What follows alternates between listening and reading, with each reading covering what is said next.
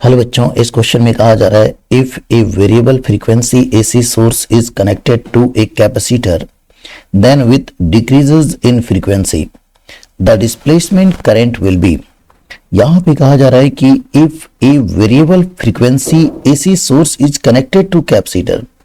बच्चों, ये अपने पास एक कैपेसिटर है और हमने क्या किया, इस कैपेसिटर को यहां पे अच्छा बना लेते हैं डायग्राम। इसको हम लोगों ने एक एसी सोर्स से जोड़ा है ना, और एसी सोर्स से कुछ इस तरीके से जोड़ दिया, ठीक है। और इसकी जो फ्रीक्वेंसी है वो वेरिएबल नेचर की है, ठीक है। Then with decreases in frequency the displacement current will be.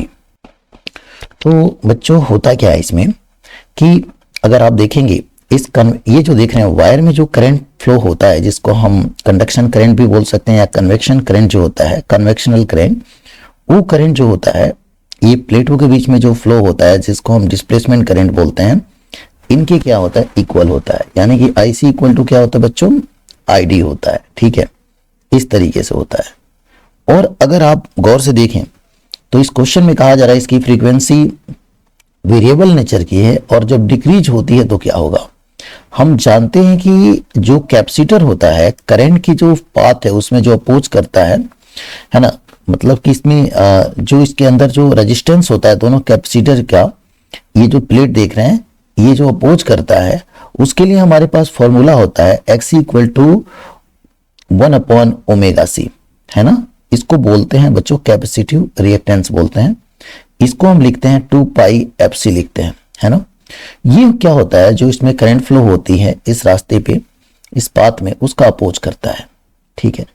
तो अगर आप देखें यहां पे कहा जा रहा है हम फ्रीक्वेंसी को डिक्रीज करेंगे।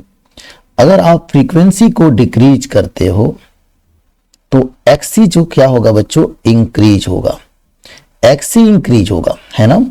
अगर आप देखेंगे फ्रीक्वेंसी डिक्रीज हुआ तो ये हमारा इंक्रीज होगा। इसके इंक्रीज होने का मतलब हुआ कि करंट की वैल्यू जो हुई ना इसमें, डिस्प्लेसमेंट करंट की, वो क्या हुई, डिक्रीज हो गई, ठीक है। तो ऐसे में हमारा ऑप्शन नंबर 2 राइट होगा।